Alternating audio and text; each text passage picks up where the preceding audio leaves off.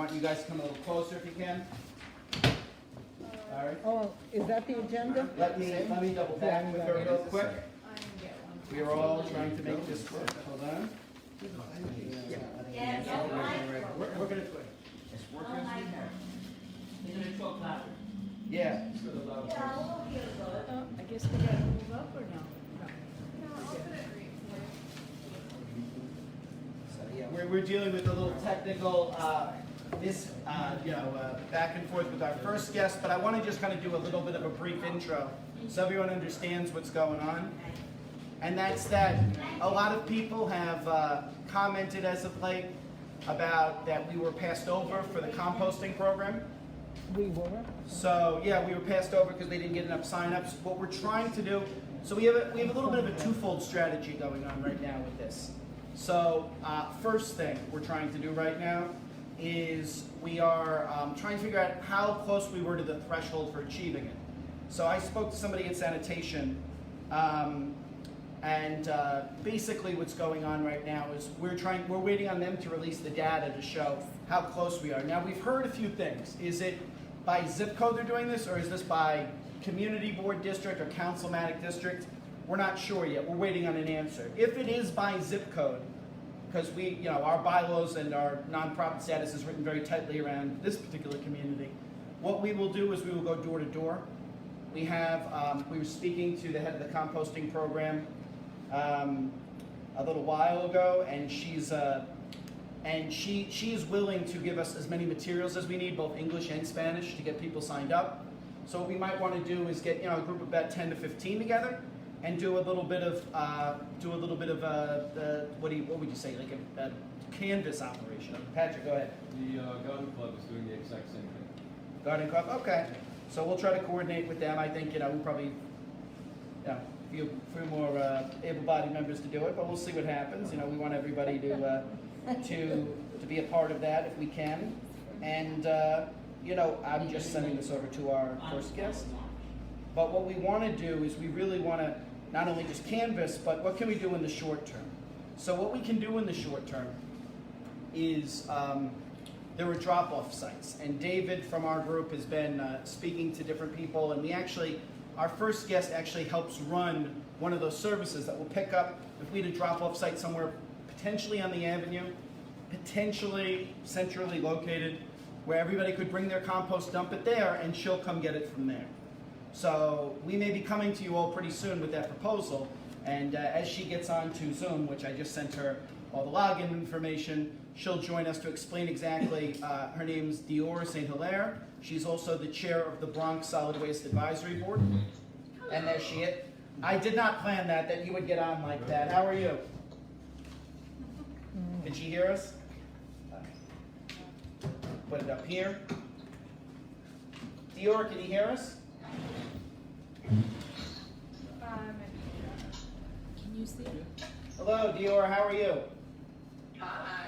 When I announced your name and then you appeared right before our eyes, it looked like we were very well coordinated, very well planned on that.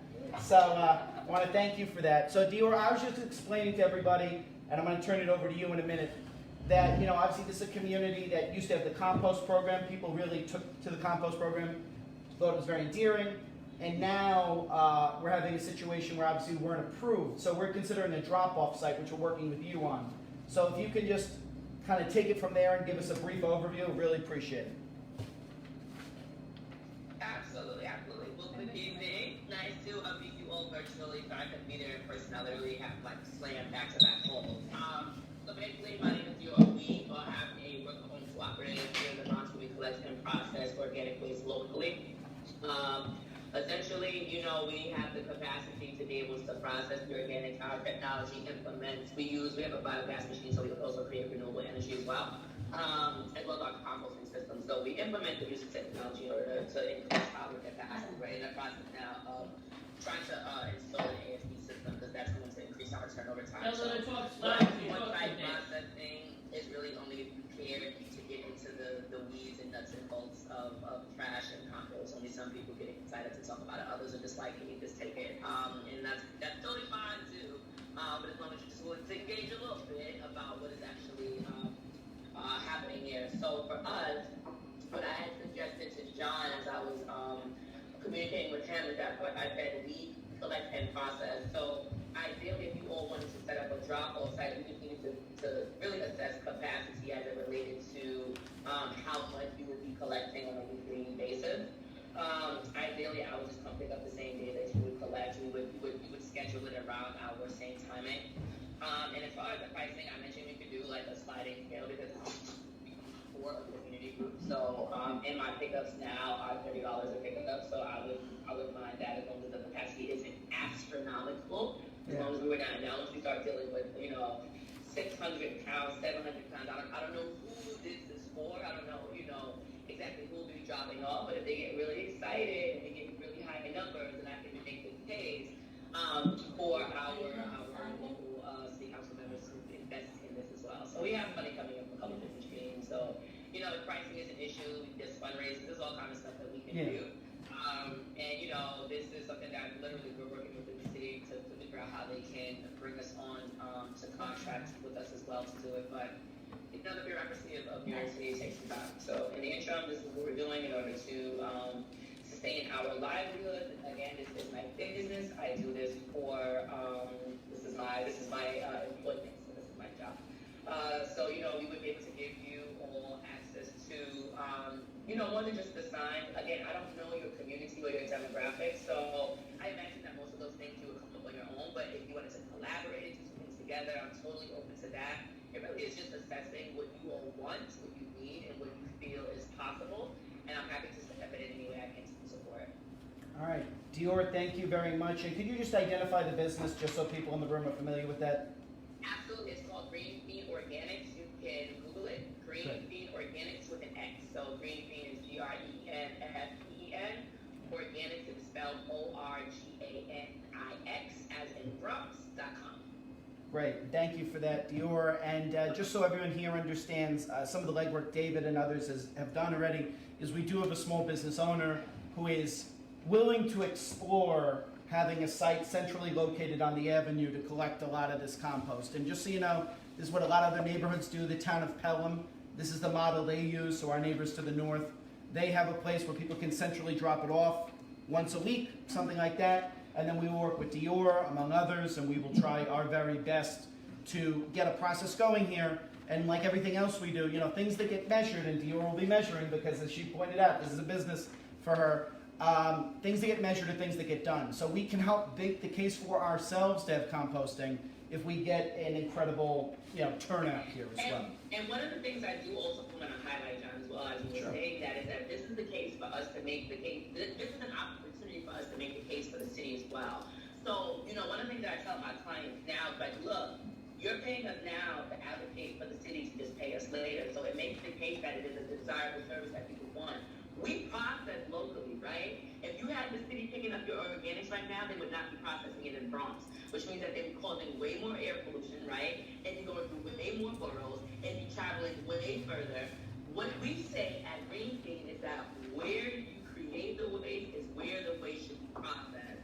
So I am really on a mission. This is a real big push of mine to really increase the local processing capacity. So this here is an opportunity for us to make the case, say, hey, we're collecting waste in the Bronx and we're processing it in the Bronx, so that we can really show the city that not only do people want it, but that we're being efficient in how we're handling not only the resource.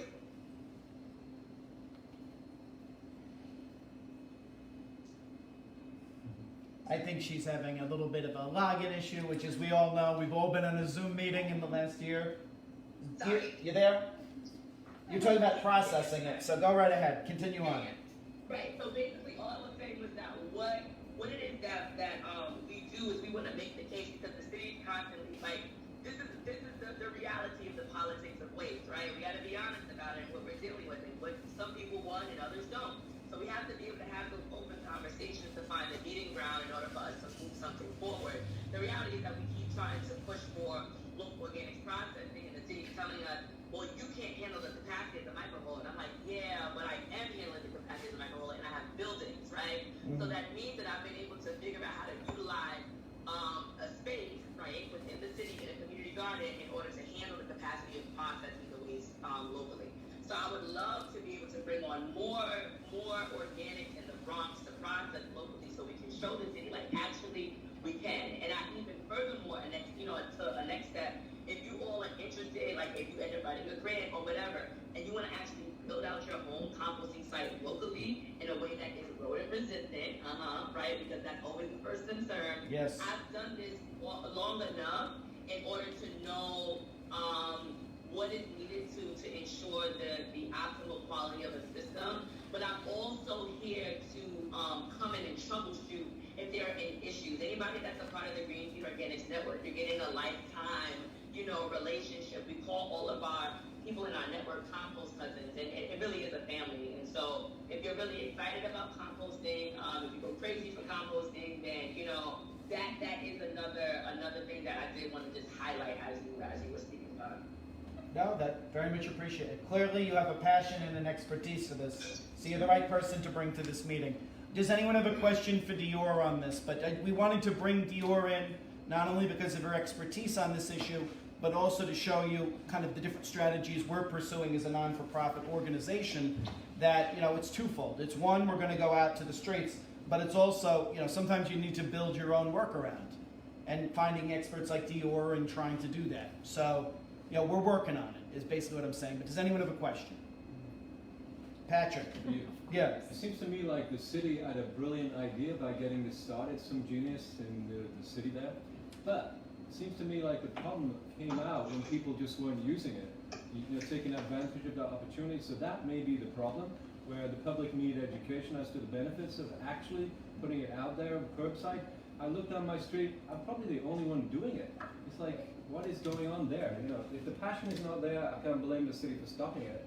It was a nice idea that they did. But... Yeah, I think what the issue with the city is that the city has not invested in the education in the way that they need to. They bought a bunch of bins, dumped them in neighborhoods, and just expected New Yorkers to know what to do with them. People literally took them in their houses and used them as an extra garbage bin. That's what they've done, right? So I think that the city could have put way more money behind education, and I don't mean sending a mailer in the flyer. Most of the neighborhoods that have not been reached are neighborhoods that are having lower socioeconomic status.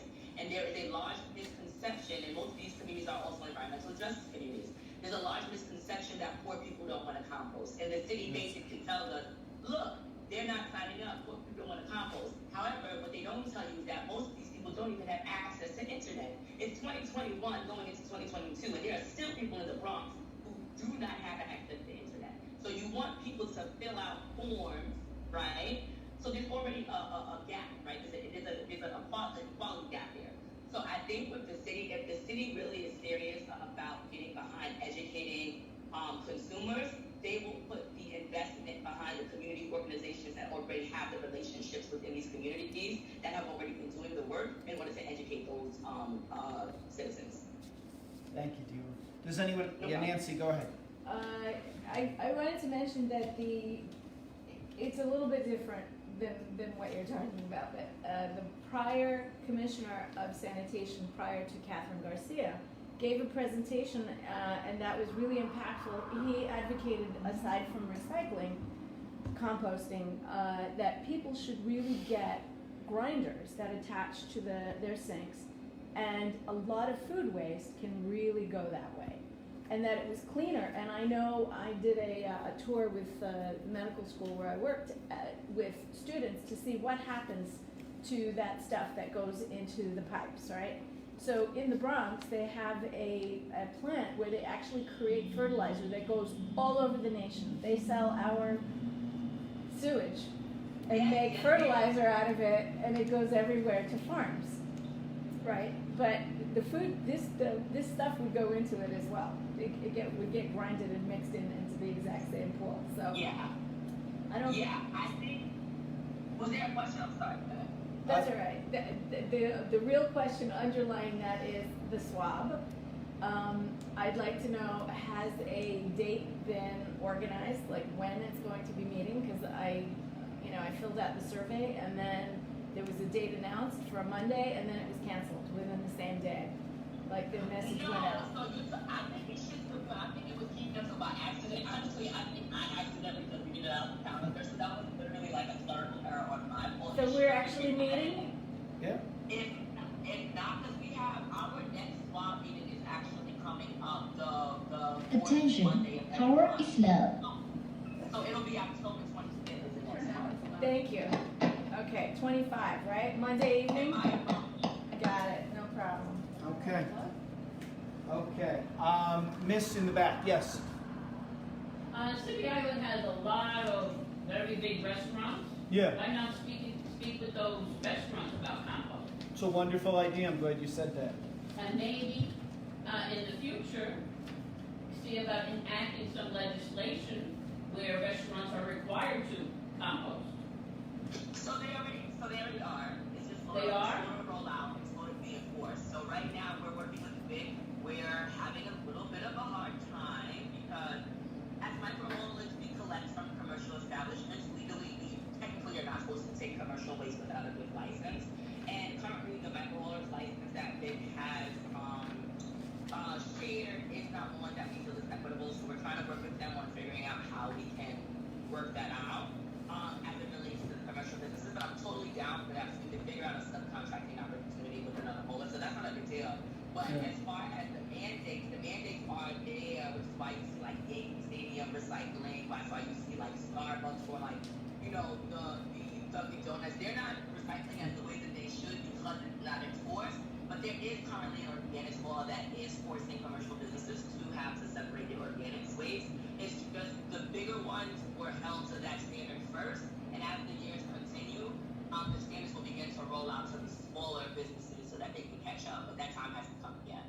So the bigger restaurants on City Island, they're composting? I don't think that it depends on your square footage, because you might think that they're big, but based on how the city is calculating them, the city wouldn't calculate them as big. And just to build off what you're saying, because it's very, very good question, smart question. Oh, wait. Yeah. What I think might be the best way to deal with it is we can do some outreach to some of the bigger restaurants and maybe bring them in on this. Because if there is a requirement, maybe the three of us can, the community, the restaurants, and Dior can all work together. So let's see what we can do. But I like where you're going with this. I very much appreciate it. So it's a little hard for me to understand.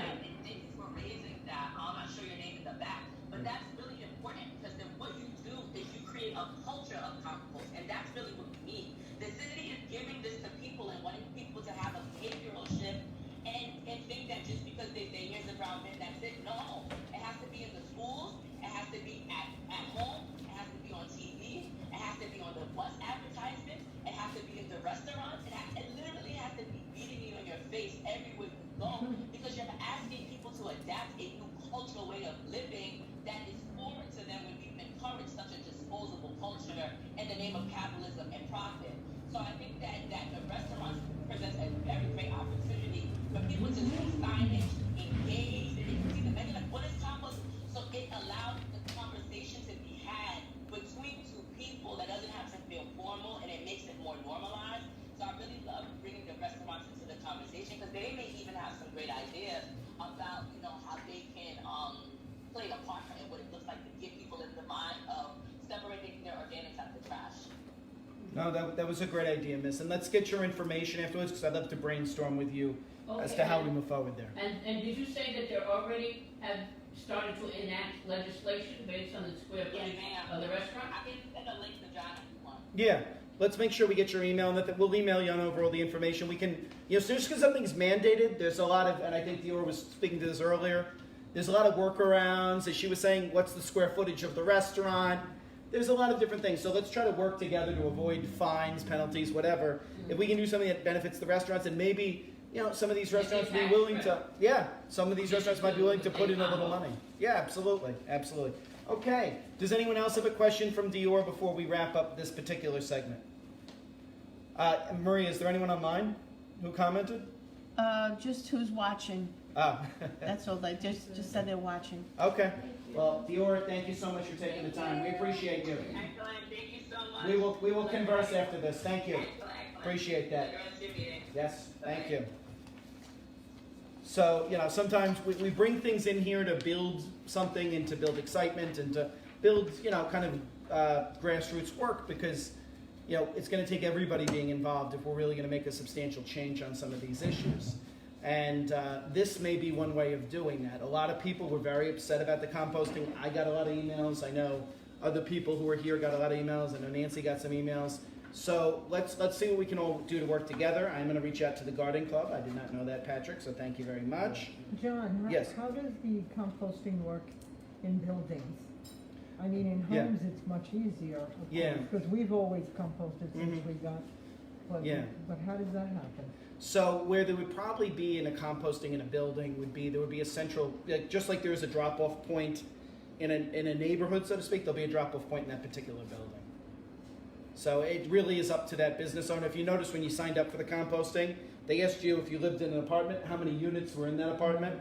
And actually this might be some good, because we were actually talking about this internally. You know, some of our members live in condos or cooperatives where they rely more on private sanitation. If we can do something to work out here, it might be a good workaround rather, for everyone in the community, not just people who, you know, live on a city one family or city two family home. So we're looking into all those options. I know, I'm sorry, I know of buildings in like the Riverdale section, they do not compost. Yeah. Anyway. They're huge though. Yeah. I know, that's why I'm Big asking, how does that containers. happen? The only thing that kind of worries me when I used to do that, we were putting food in there as well, and food, when it goes bad, smells bad. Oh, Whereas okay. if it's just vegetation, weeds, you know, plants, that's okay. That's what I'm used to with composting, and that's good composting. But this is like a whole deal, like yesterday's That's food true. left over, you know. Yeah. A week at a time, it's gross. No. That's why our garbage reduced by like 80%. Yeah.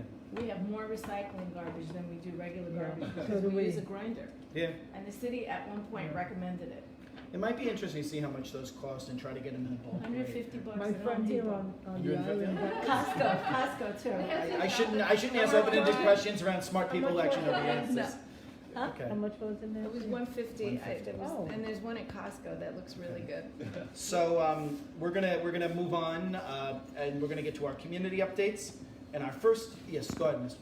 So, one other question about the composting, I guess there's no one from the city here, but the last time they didn't allow, like, apartments over the commercial space Yeah. to get containers. Yeah. Under the theory that, you know, maybe some restaurant would throw black market garbage in Yeah. or something. And, that's, you know, I mentioned that to these people that were wandering around, you know, looking for customers. And, you know, every restaurant has to contract with a you know, a hauler. So there's no incentive for them to grab some pizza scraps and throw it into a little Yeah. container. Yeah. But they wouldn't do it, and then of course they abruptly closed the program. So, you know, if you want participation, you have to reach out and not. Yeah, and that, I think that got to what Patrick and Dior were saying in the beginning of the meeting, is that, you know, some ways people have not been reached out to enough, and there are ways that maybe if we go door to door, we might be able to get somebody to give a second hearing But when they for were. them to say, oh, you don't have enough participation, they're Yeah. pushing participators away, and they closed Yeah. it themselves. We didn't close it. They- No, I understand, and this would be something open to everybody. Yes, miss? Another thing you could do is print some flyers for your members to distribute Yeah. to the restaurants that they frequent here to please set up a compost program. Yeah. If they see their regulars, their customers, I know a lot of the restaurant owners. I think as we get this off the ground, I think this could be an outreach for those same people. So very good point. I think we're at the beginning stages. Yeah. Oh, 100%. And we're going to be talking about adopt a block later, and I look at that as also another mechanism of distributing information. So you got it, miss. So the first thing now we're going to do is we're going to go through our community updates. And the first update is from David about our climate watch. Do you want to do it? I mean, you're trying to break that. All right. People online now want to hear me talk for 60 minutes on it. So as you can see in the back, we have a lot of photos of flooding. This is primarily what we used at the Oyster Conference, at the Oyster event last weekend. These are some of our worst flooding areas. You see on here Lake Orchard, Lake Minaford, Ditmars, Carroll Street, which is relatively new, Bridge Street that's underwater, Tier Street, over by Shore Road, a lot of them within Pelham Bay Park. Also, an area that now, due to flash flooding, is, you know, used to be a lot of our flooding was tidal. Now, due to flash flooding and just the, you know, when we're getting 3 inches of rain an hour, which was what was coming down during Ida, and not the only time this happened this year. These storm drains are only meant to handle a 5-year flood, which is 1.75. So if you get a sustained 3 inches of rain, do the math. That's what we're going through right now. So you're seeing areas that aren't even on the water, like St. Mary's outside starting to flood, and that's a problem as well. So the reason I bring this up is we're going to be doing a climate rally this Saturday. So we encourage you all to come. We have flyers for everybody, so you can take a few, give them to your friends, your neighbors. There's going to be some media there. There are going to be some of our elected officials are there. The point is, as the infrastructure bill starts to move federally, as our new governor has started to say that she believes that this is a time to do big things with climate, we're trying to get City Island on the map, and really all the coastal communities of the Bronx on the map, because we're often not thought of when a lot of these big projects come around. And we are in a uniquely vulnerable threat to climate change. A few years ago, I was on a panel for Hurricane Sandy, and the OEM intergovernmental director said, City Island jumps out at them on a map because we're all in Zone 1. We're the first areas to be required to evacuate. There's one way in, one way out. You look at the 5, 10, 100-year flood maps, which we're having at far more greater frequency, you're dealing with larger portions of the island that are going to be underwater. So we're dealing with all of these things right now, and this march represents a very good opportunity that if 30, 40, 50 people come out, a lot of young kids come out, that we are going to get the necessary attention we need. And, elected officials, both who are in office right now as well as the class that is incoming, they're aware that we're doing this. They've been invited.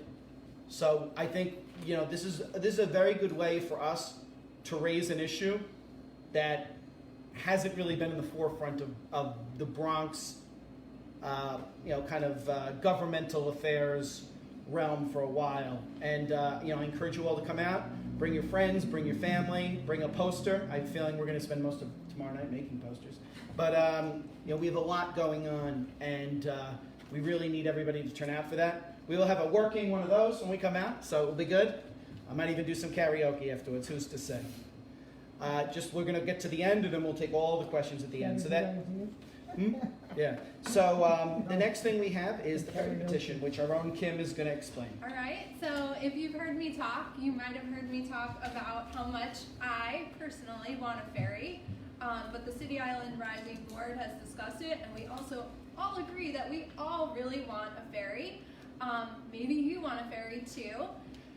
John just mentioned there's only one way on and off our island. So I think we should have another way on and off our island.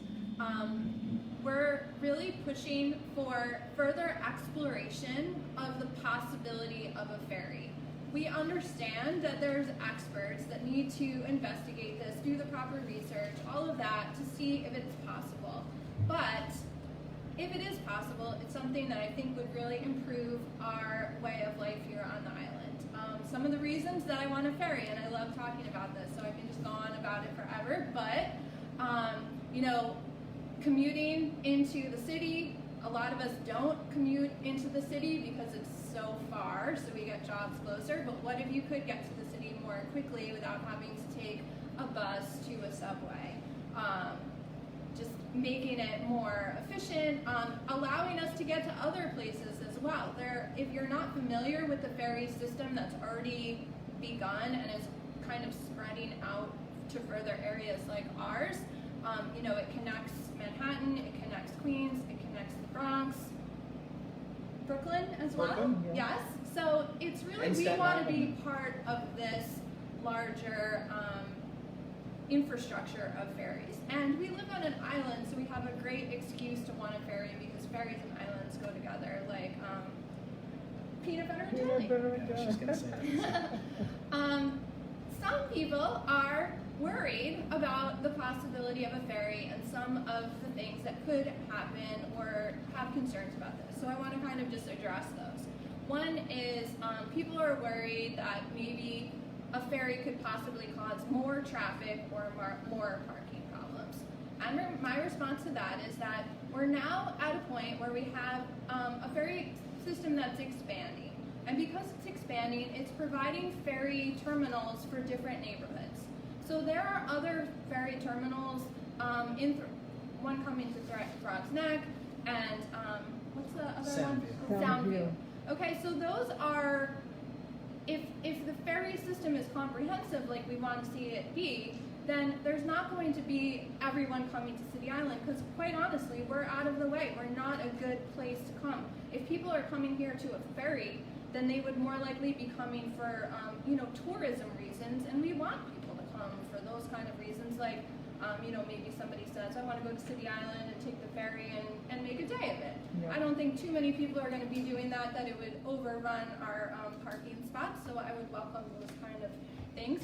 I don't leave the island very frequently on a Saturday, but if there was a ferry, I would. Mm-hmm. How nice would it be able to be not to be trapped on this island on a Saturday and be able to go on? So as much as there might be concerns about the possible parking and traffic issues, I think more likely it's actually going to alleviate some of those issues, because it's going to give people from elsewhere, not only us, a way to get out of here, because sometimes it does feel like we're in a hostage situation, but it'll allow other people to come here.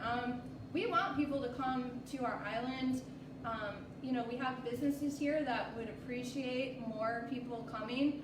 Our infrastructure, our roads specifically, kind of limit how many people can come here. But if people could come in different ways, then maybe we could have more businesses and maybe less storefronts that are empty.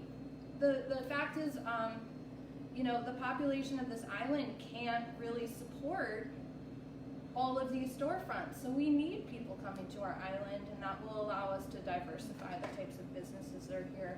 And that helps everyone. It helps us, and it helps the people that come to visit, and it just makes City Island a more desirable place. So all of that could be possible with a ferry, and because we're so passionate about this cause, we have put together an online petition, and we've also been doing petitioning at tabling events over the last few weeks. And over 100 people have already signed that petition in the last few weeks. And I think Kim gave a very comprehensive view of all the reasons we need a ferry. Two things I would also add very quickly to that is, one, as Kim said, if people could get on a ferry and come here, that would be less people waiting here in standstill traffic, which is leaving all of us uniquely vulnerable in the case of an emergency. It could actually be very helpful to City Island. It would increase foot traffic, which, as Kim said, would be very good for the businesses. So that's another plus to it. And number two, and I would just mention this as well, is that there's been a separate movement, which I was involved in past years, to bring a ferry also to Orchard Beach, which is more of a, nobody really, that's a less, in some cases, controversial opinion.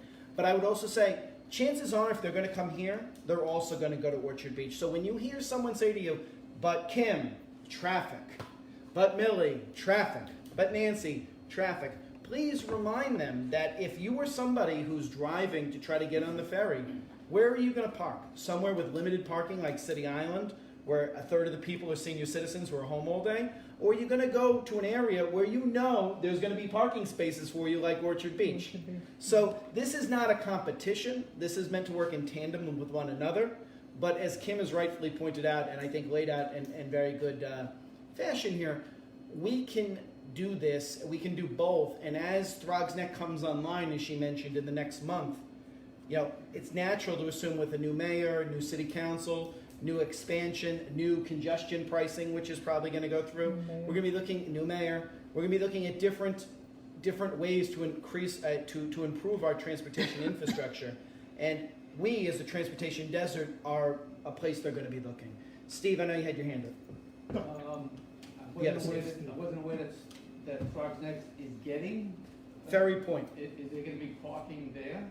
For that one, there will be parking, yes. Because I've been to Soundview, although it was a number of years ago, there's very little parking there. There isn't parking there. So I kind of was under the assumption that most of the ferry service crossing, I know there's one on 90th Street in Manhattan, goes across to Queens, goes back and forth. I don't think it's parking in any of them. No. So it's really not being utilized as a commuter place for people to get on ferry. Like come here, get on a ferry, go to work or something again. So I'm not sure that that's really a concern. Well, people do have that concern. I mean, people have voiced that concern. So Right, that's but why I'm not sure that's reality, you know. Yeah, so- I mean, I agree because I think if you have a good system, it's like if you only had 2 bus stops, well, everybody would have to go Right, to those 2 right, bus right, stops. right. But if you have a whole system of ferry stops, then you don't have people Yeah. going out of their way to get to the ferry. They're gonna go to the one that's convenient to them. So, you know, that's one concern that I thought. The other one was, I wasn't quite sure, are they planning on using the Fordham Street ferry slip, or are they gonna put a new one Well, at the end of City Island Avenue, or? So we are, when, I'm sorry. I mean, there's reason to think that the Fordham Street ferry It's logical. terminal is an option, and that's kind of why I said at the beginning, like, you know, I'm all for the experts taking a look at this. They know the water patterns, and they know the infrastructure, and they can look into that, but we have reason to believe that that would be a possibility. Yeah, I mean, again, it's there, it's usable. I think the city owns that property anyway, because Right. they use it for the other thing. And it could outside support, of the people yeah. on Fordham Street objecting to people walking down that block, you know, it seems like the first place you would kind of look. The second thing is in terms of using Orchard Beach for parking and possibly commuters. I don't know whether it ever came up in the past, whatever, but I recall somebody trying to figure out Orchard Beach is a parking space for people coming to City Island to eat and getting on either a trolley system or some Yeah. kind of fun boat, Yeah. which would, you know, Like one of fun those, vehicle to get There over have been here. efforts to try to do that in the past. Yeah. I mean, personally, I would love that. Yeah. I Our don't know 45th whether- precinct commanding officer 3 people ago, Danielle Raya, this was something she wanted to make happen, even if it was just on the big holidays like Valentine's Day. Right. And unfortunately, you know, there are insurance costs associated with that. There are, you know, who operates it, things like that. But it is, I appreciate what you're saying, because I think these are the types of conversations we need to start having. But I would mention, and it just occurred to me, because Kim presented this very well, but it just like, you know, things come to you afterwards. And that's that during the pandemic, they did a study of all the different ferry stops, all of them. The people who retained their ridership during the pandemic, where most people were were telecommuting or zooming into work or taking time off or unemployed or what have you, was the Bronx. 90% of the Bronx Ferry Service stayed constant during the pandemic. So that's an extraordinary talking point that, and fact that we are going to be using to advance this, is that clearly there is a hunger in the Bronx, which hosts so many essential workers, to further this, to continue this. And that's something we're going to be using in this argument. And Steve, I think we both agree when you said, you know, maybe we're fighting something that isn't exactly reality. Unfortunately, as you well know, sometimes when somebody repeats something a few times and it's not challenged, for other people, it becomes a perception of their reality. So we are trying to just be proactive, to engage people in a healthy conversation about all this, because we know that if people come to this with an open mind and we can all work together, we can find happy mediums that work for everybody. And I would mention to everybody, I spent a lot of time this summer canvassing in the Shore Haven community in Soundview, which is where the ferry stop is. And you know, they did things to work out with their bus stops and different mechanisms. So as a result, people weren't parking in or using their community as a drop-off site. But we believe that if City Island gets a stop, it's incredibly likely Orchard Beach gets a stop as well. And as a result of that, those parking concerns are not going to be as prevalent if you know you have a guaranteed place to park. Also, you know, that ferry system was a good, I actually picked up someone who came from Brooklyn, who bicycled. Yeah. And you can take it on the ferry. You know, it's kind of an interesting bicycle continuation of Totally. seeing New York City. Get on a ferry, get off somewhere, bicycle somewhere, get back on a ferry, and just keep going. Tom Delaney does that almost every day. Yeah, so if you get the I mean, bicycle, there's a lot of water here. We're surrounded by water. Sure. I mean, Long Island's right there, Queens is right there, Westchester is right there, but we all know that getting to any of those places takes a long time Yeah. because Yeah. we are restricted to the roads right now. Interesting that GPS, if I put in the West Marine in Long Island, it gives me, as a crow flies, 6 miles, and then it actually runs me 12 miles to go all the way around. So, you know, that ferry service will direct. Okay. Yeah. So we have Nancy, Patrick, and you, Miss, in the back. We're going to go in that order here. Nancy, you had something you wanted to add? Yeah, so last year, the borough president's office, probably in March, before pre-pandemic, we created a set of policy initiatives, and that was at the top of my list. And we pushed that to Department of Transportation, and they sent us a feasibility study that had been done, probably in association with the effort that you were involved in. And that basically said there was insufficient ridership in this community going to Manhattan that would cover even the costs of the additional stop, the fuel, et cetera. And the Fordham slip was mentioned as the only place that had the proper depth and configurations that could be used. And then the question, we pushed hard to say, well, if there was a ferry service, people from Westchester would drive down, leave their car in Orchard Beach, which is not used year-round for any, no one goes there. 100%.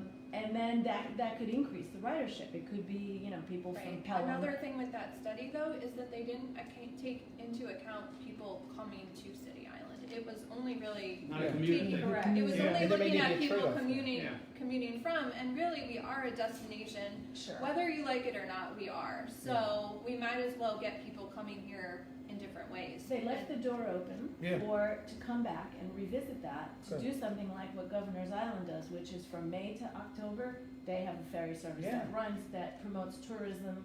We, you know, concerts at the beach, whatever else, you know, so there is still interest in doing that. Yeah, we should all talk about this. We would push hard for that. Yeah, and not only that, but as Kim and I think we both touched on this, or the three of us touched on this, is that, you know, everything in this world is give a little to get a little. If we, you know, it maybe one of the trade-offs is, look, it's beneficial to us to get some of these cars off the road. We all know that. It's not safe to be breathing in these exhausts that are coming in standstill traffic. We all know that. But as a result of that, you know, this is a neighborhood that generates $4.5 million in sales tax each and every year for the city and state of New York. We've measured these things. As a result of that, we probably could cover some of those. You know, we've got to keep that in mind when we're advocating for some of these things, is that we are a community that gives back to the city and gives back to the state and provides commerce, as Kim said. And those are all good things. And also, and Nancy, I know you're a scientist, so you know, also the data set is kind of changing. The evidence has changed in the sense of that City Island was 4,000 people. The census came out, we're almost 4,500. So we've had a 10% population growth in 10 years, which is not something we normally have. So as a result of that, you know, these are, now, do I think 400 people are going to necessarily change everything? No. But it is helpful to bring up these things in these conversations because, you know, City Island cannot always be an island unto itself when we're having discussions about resources and how we move forward here. Patrick, you had something, and then Miss, we'll go to you. Yeah, I'll be very brief. Sure. So my thinking was that Orchard Beach makes almost sense because you've got a lot of people, not just City Island, we can't be City Island Center. Yeah. You've got people on the East Bronx Yeah. who would drive their cars through endless parking and and they go into the city or whatever. It's beautiful. And then on the other direction, you've got people coming in who normally wouldn't come to City Island because of the traffic, like Kim was saying. It's a monster to come here. You know, the Bruckner, we all hate the Bruckner and the traffic there, but they would come here more likely if they go there, and then people would come in and they could go to Arthur Avenue or they could come here. And there would be shuttle buses or Ubers, whatever you want. You would bypass that whole leg. So I think there's two ways of going to it. We're thinking about it. And I really like what you just said there, that maybe Orchard Beach getting it could be a build-off point for us because we're located so nearby. Keep in mind, the Ferry Point stop in Throgs Neck was primarily selected because it's so close to Soundview. Soundview was the first stop. They went to the closest point in Throgs Neck for the second stop. That's how that went down. So all these things to keep in mind there.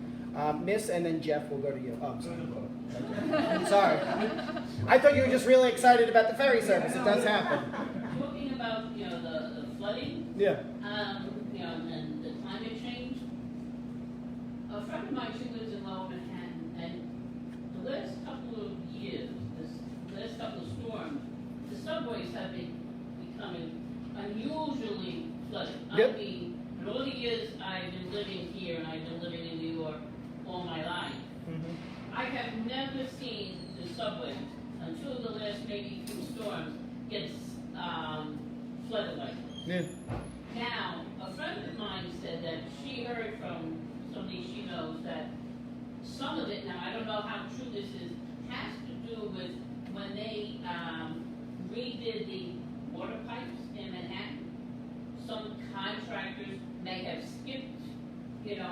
cut short on some money. Instead of replacing the old pipes, which were wide pipes, they replaced it with pipes half the width. Yeah. Now, I know you're some political, do something with power. Yes, but this is a 501c3 not-for-profit group, so I have to keep Yeah, it. We keep it focus on PG. City here. Island. We're keeping it PG here. But Yes. if they could maybe investigate if there's any truth to that, because if some I think you would need to- contractors did do Yeah, this, yeah. it should be investigated, because 100%. people die. No, I understand that, and I share your concern, and we've all seen the videos on Twitter. And that would be negligent, negligent Yeah. homicide. Of course. On part of. Of course, but contractors. I think you would need a Yeah. I think you would need a location for them to inspect and some sort of cause if they're going to dig apart to prove the very serious allegation you just made. Okay. We need one, evidence, and two, a location. You get those, and we'll at least channel it in the right direction. But I think it's also that our sewer system was built 100 years ago for the climate patterns of 100 years ago. When we put all this stuff into the air, all this carbon into the air, now we act surprised that, hey, look, after doing an industrialization of a country like ours, as big as ours, we act surprised now that, oh wow, we changed the weather pattern, like, duh. But definitely, okay. Did anyone else have anything related to the ferry? Yeah, I would just say that we have to have a stop here, right? Yeah. Because we have one even at Yeah. Orchard Beach, which makes sense as well. Yeah. Those people from Orchard Beach still have to get here, Right? right? So they're not gonna walk, right? No, we don't want them to have to take a bus or anything like Right. that. So it has to be that we Yeah. have a stop here in tandem with. Right, Orchard. because the biggest bottleneck is between Yes. Orchard Beach and And here. So if the ferry is at Orchard Beach, it would help for commuters, but it wouldn't necessarily help bring people to this. So I mean, ideally, it would be awesome if we got a two-pronged approach. But in terms of just practicality, I think you're right. Yeah. And even if you have a landing on the city island, you still need some transportation to get around. It's on Long Island. Well, I would just There's keep a in bus here. I would keep in mind that I think That's what they're I think making up. David's right in the sense of that these things can all build off one another, and let's keep in mind that once Throgs Neck gets a ferry over in Ferry Point, that's really going to be transformative. I think you're probably going to see a second stop possibly in Throgs Neck. 30,000 people live there, and you have SUNY Maritime that's right there. So that might be possibly another location later on. And then after that, it really becomes where else can it be put? And again, as we've pointed out, Bronx riders are taking the ferry. So now it's time for us to just do our petition and make sure that City Island is included in that conversation. So our ferry, thanks to Kim who wrote it, went live last night. And we will be sharing it on our social media starting tomorrow. And for those of you who prefer to do things the old-fashioned way, as I throw everything on the floor, we will have a petition that is here tonight. If you'd like to sign tonight and join the 100 other people who have signed. Sign early, sign often. Sign early. Just sign once. I will even give you my pen. Do sign. You may have, I think you may have signed already. So, So I thank you. shouldn't sign? If you've signed I already, don't remember. then just sign and Just sign. we'll fact check it later. Yeah, I we'll can't deal with remember the- everything, John. So, no, it's fine, Millie. So then, track of who building signed. off what Kim's saying, because we're going to keep it as a transportation night, we'll come back to you. We just want to get through everything there. Maria, is there anybody who's asked a question on the? Nothing. Nothing It yet? just Okay. says who's watching. That's Right, good. Let's go next. That's good. So the next thing, because it's building off of what you're saying, so I'm gonna roll with it, all puns intended, is the Metro North service, which we all know the Metro North service is going to open. It's supposed to start next year. They approved the east side. They haven't yet approved the east side access, but they did approve the environmental impact statement. Got approved last month. The borough president was very involved in that. A number of the elected officials were very involved in getting this to happen. And one thing that has been important is the Department of City Planning, who have been our guest in past meetings, have talked about the pretense of connected communities. And how do we maximize these subway stops? Because we're not getting a subway stop. We're not getting a Metro North stop. But how do we maximize the existing stops so they serve all communities? So one idea we had is we're going to, if we can get approval of this group tonight, we're going to write a letter to the Department of City Planning and to the Metro North Study Group while they're still doing a lot of these public information sessions. And what we were going to ask is, and I know I don't have a map with me on this, and I'm usually pretty good about this stuff, but everybody, I want you to close your eyes and picture you're driving with me, and we're going past the Pelham Bay Bridge, and we're going towards the Cloverfield of I-95. So there is a point there that if we had a bus stop and we had a well-lit, well-organized walking path, we are several hundred feet away from the Co-op City stop. Yep. So what we are going to be doing, and I don't think it's going to be a very controversial opinion, but we are going to be advocating with the Metro North and with the Department of City Planning to get that process started now. So this is included in city budgets and state budgets and the MTA's budget perhaps, maybe as part of the Build Back Better agenda, who knows. But that this should be an absolute inclusion, because a well-lit, well-done walking path could be transformative for our community and allow a one bus, one train stop to west side of Manhattan. It really could be transformative for so many people. And people who are now taking 90 minutes to That get... would also enable you to go north as well, right? Yeah, absolutely. You're absolutely right. So it could, very, very good point about the reverse commute for Westchester and Connecticut as well. Thank you. So this could really be transformative for our community, that what used to take some people 90 minutes to get to their intended destination could be cut in half or more. So if there's not any objections, I'm going to propose that we write a letter to the Department of City Planning and Metro North and the MTA asking for them to examine this. And I've already had some preliminary conversations with some of the stakeholders, some of the people involved in these studies. And basically what we're trying to do now is elevate this point on our advocacy level, just so everybody understands. So does anyone else have any questions, comments, concerns on this specific proposal? Good idea. Good idea, okay. Thank you. Stephen, so I'm going to propose the motion. Can I get a second on the motion? Second. Kim. And then all in favor? Aye. Aye. Any opposed? Abstentions. Okay, so we'll say unanimously. See, it's a nice thing when we have a small group and get along. So the next up, Stephen, did you want to speak about the adopt a block idea? No, I just, you had put together flyer. Flyer. Let me actually, I brought it with me, so let me get it. Go ahead. This is with hopefully getting volunteers to adopt the block, and meaning we would sweep curbs once a week and try to keep the streets as clean as possible.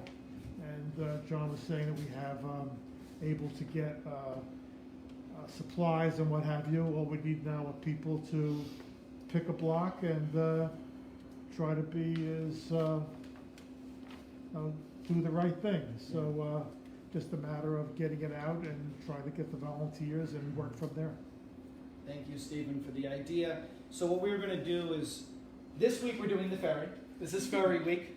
I don't want to sound like our recently former president or departed president, but yeah, this is Infrastructure Week. So this week we're going to be doing the ferry. We're going to get that. We're going to start with that. But next week or the week after, we are going to start with the Adopt a Block program, as Stephen suggested. What we're trying to do is, look, cleanups are great. We've done cleanups. David and I have trimmed that bush over by the bridge, every year, and we'll continue to do that. We've cleaned up a lot. I know a lot of people here have been a part of those cleanups. But at a certain point, we need to start thinking about how do we work smarter, not harder, right? And the best way to do this, in my opinion, is let's try to build something where everybody comes in together. If people are willing to sign something like a pledge form saying they'll donate, 26 hours a year to cleaning their block and maybe some problematic locations, we can provide them with the tools, because we have, again, this is the benefits of having a nonprofit. That's why I can't get into politics here, because we have a nonprofit status here, and people can donate to us, and it's a deduction on their taxes. So this is, we're the only community-based group that has this kind of nonprofit status. That's why we have to sometimes be a little careful in what we do, because then we're able to leverage that nonprofit status to the benefit of the entire community. Everyone knows David and others were instrumental in getting the fridge over at the food pantry for the Methodist Church, and Trinity Methodist Church. That was because the group that donated the freezer could do it and get a write-off on their taxes because they're giving to us, and we are a 501c3 non-for-profit charity. So that's how we were able to do that. So we are trying to use this status, which our treasurer, Beverly Jones, who couldn't be here tonight, got for us. She's the secretary. Secretary, I'm sorry, you're the treasurer, I'm sorry. See, everyone just does all the work, so you don't, all the hands are in there together. So, John? Yeah. Someone is saying that it's all echoes, they can't hear, it's impossible to hear the in-person meeting, all echoes. Okay, well, we will try to fix it on the flip side. I've actually been looking into ways to do the soundproof way of that. Unfortunately, usually that thing comes with a charger. We did not have the charger with it tonight. I will look into that, but what we will do is we'll address that going forward. Okay. But as it relates to the adopt-a-block, because that's what we're here for, we're going to have like a sign-up link, and what we're trying to do is get 1 or 2 people for each block. That way there's 2 hands on that block who can be helpful, who can partner together, and then, maybe they want to go with the ferry petition around. Maybe there's another community building initiative we want to do. I did make contact, and I haven't got the chance to talk to you about this, and that's my bad. There's the New York City Cleanup Corps now, which the city is doing with some of their stimulus funding. I've made contact with them. We're going to start identifying a few sites, and they'll bring in some volunteers. And also, I want to start getting together a list of the abandoned homes through the foreclosure crisis or whatever. I know there's one that's very visible right next to the Catholic Church. So we're going to start getting this list together so we can start the legal process to get access to some of these areas so we can clean them up. So that's the plan on that. Can I just say that it seems to me, knowing the little that I know about City Island, but I do know there are some blocks more in need of adoption than others. Truth. So we could kind of prioritize. Yeah. Particular nice blocks. Yeah. Just make Well, some blocks kind of already Do have something. this happening informally. They're very well cared for block, and some blocks just have more challenges. Yes. So, no, and I agree with that. And, hopefully we'll have so many people that will really be able to target some of the blocks that do need the TLC more than most. Just these are some quick FYIs we're going to breeze through so we can, appreciate you all coming out and those who are listening online to the echo of Casper, I guess, or whatever. But we'll try to make that work. The few things, we had the Bronx Band Book Event, which was co-sponsored with Clipper Coffee here. It was a great success. They were very happy with doing it. They want to come back. So, and they actually, the woman who runs Bronx Band Books, LaTanya Devon, she's actually been profiled in Welcome to the Bronx. She was profiled in Curb this week. So, this is a very good partnership, and I'm hoping we can build on that to bring in more people to expand literacy and good book initiatives. And if you want to recycle your books, reach out to us. Even though my guest room is about half covered in books, it's all going for a good cause. Upcoming events, as we talked about, the climate rally is this Saturday. Please come, bring someone, bring a friend, bring a kid. Hopefully it's your kid. Bring a kid with permission if it's not your kid. But please come. I think it's going to be a good event, and I think it's going to help guide a discussion about why so many of these blocks are so neglected every time it rains. Because it shouldn't be that much of this going on here. It's only happened because people haven't raised their voice collectively. And that's what we're trying to do now. Orchard Lake get fixed? Orchard Lake has gotten fixed right now. But that took 3 years. Press conferences outside of it. Getting someone from the mayor's office who actually took the time to come here and bring every city agency so nobody could do the circular firing squad anymore.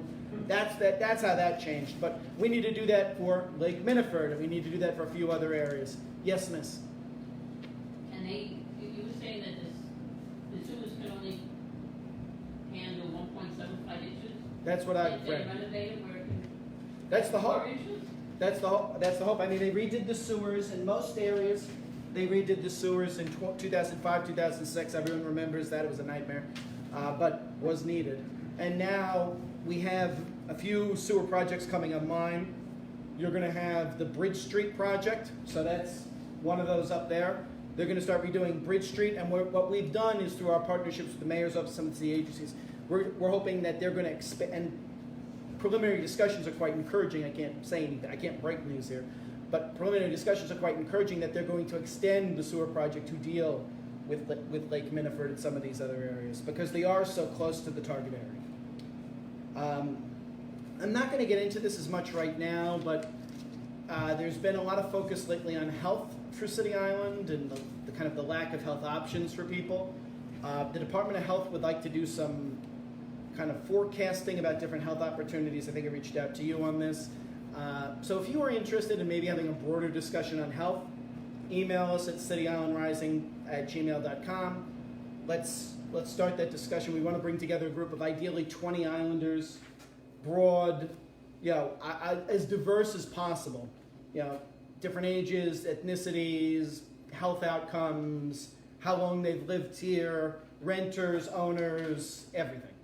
So we really do want to start that conversation. I have been having some conversations lately with a person who's interested in putting in urgent care on City Island, and it would double as an urgent and primary care. It's not ready for full discussion yet, but there are people who are interested in doing those things, and as they come to fruition, particularly with the survey, we're going to bring that back out to you. On old business, before we get to new business, we had our Pelham Bay Park meeting with Senator Biaggi in August, where we went through the park. We are still getting, it's funny, some of the biggest questions still don't have answers, so it's kind of a grip and grin with DOT a little bit here, but we're getting some answers back, and one of the good things we've gotten back is that the Shore Road Bridge, when they do the redesign of the Shore Road Bridge, everyone knows that curb, that if you're walking, the cars come very close.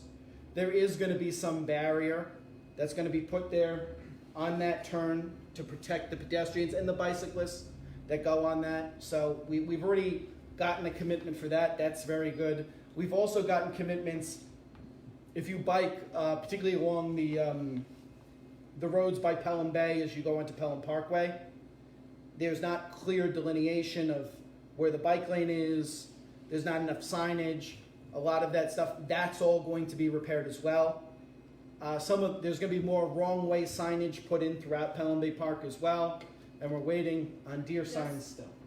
Just the other day, there was somebody going the wrong way in the traffic circle, and I was like honking like mad and blinking, and they. I would say take a photo, but you're driving, so I can't say that. So I was trying to get them turned around, and finally they kind of were like, "Where am I?" And they figured it out and started going the right way. But it does. I have seen it 3 or 4 times. And one thing they're looking to do is everybody knows the U-turn when you get off the Hutch exit. Yeah. And people go from the far turn and they hang the U-turn and almost hit you. What we're looking to do now is for them to extend a quick curb out that way. This was actually Senator Biaggi's suggestion, is rather than close off the U-turn, put a quick curb, so at least they'd have to go out to Bartow Circle, turn around and come back around. So that's not done, that's not an accomplishment, but those are the type of things we're talking about. This gets me to number 2 on here, where you have good news, you have bad news, just 1 second. And that's Minaford Avenue. We had put in for stop signs and speed humps on Minaford Avenue. These requests have come in many times before, they have not been done before, but everything needs to start somewhere, and we are pushing on these things. And this, we have a few young moms who have kids on Minaford who are very, very concerned about this. And we all should be concerned about it, even if we're not a young mother who has kids on Minaford, because nobody wants to see anybody injured in any sort of accident. Cross and bound, which we asked for all-way stop signs, were not approved again, but we had specifically taken the time to write a very long letter. We had looked into accident reports, found out there have been a number of accidents on Minaford Avenue. And dog fatalities. Yep. Well, I don't. We should look into. Not just me. I'm saying people walking the dog. That. You know what? I'm going to ask the 4-5 about that, because that might be. Look, that's how we got the deer signs. Is we got insurance claims from folks who had hit the deer, because at that point the police weren't really taking accident. I mean, the deer would run off, so there really wasn't a victim there to press the complaint, and the deer can't exactly sign the incident report. But let's look into that. That's actually a very good idea to see if the NYPD. We reported that issue. A lot of speeding cars on Minaford Avenue. They sent out an inspector. Oh, thank you. But they came at such a time of day. There wasn't even any cars, let alone speeding cars. So what we had asked for, yeah, Kim's right on that. Kim said 6 a.m., she's probably not right on that. But what we had specifically asked for in this letter, because we took the time to write how many accidents there were, we specifically asked that these two intersections and the whole roadway be measured on a summer weekend evening. Because our summer traffic pattern on Minaford is uniquely different, and I think that's different in any other community. Maybe with the exception of Yankee Stadium when the Yankees are in the playoffs. Then maybe they have something like us. But beyond that, we have a uniquely different traffic pattern and situation here that needs to be examined. So I asked them, was this examined on a weekend evening? And I haven't yet heard back that it was. So I have taken it upon myself, on behalf of the board. We have foiled oil, Freedom of Information law. We have foiled DOT, and they have to answer us back by February of next year to give us the accident reports. So we will know one way or another if they measured it on a summer weekend evening or not. And if they didn't, we're going to ask for them to go back out and go back around and do it on the summer weekend evening. And this is how things get done, frankly. This is how we find out how many accidents there were. We're thorough. We go out there. I actually was on a tour with the DOT commissioner and the community. Matt Cruz is the district manager of CB10, and we were out on Minaford Avenue.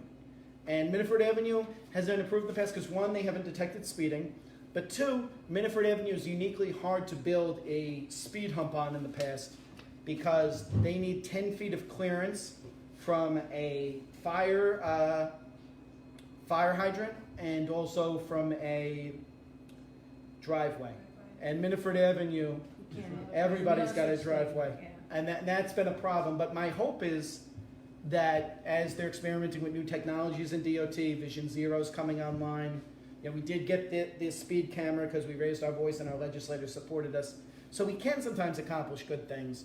And so to be continued, we haven't given up on it. And the speed hump is still being examined. That's the one they haven't gotten back to us yet on.